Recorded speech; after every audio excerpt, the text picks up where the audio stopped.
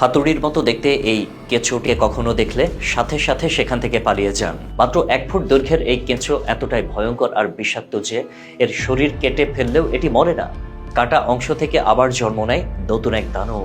এর নাম ভয়ঙ্কর হ্যামার ওয়ার্ম।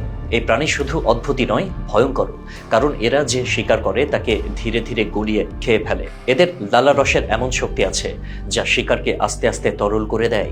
আপনি যদি একটা কেঁচোকে এর সামনে ফেলেন, দেখবেন কিছুক্ষণের মধ্যে সেটা একেবারে গলে গেছে।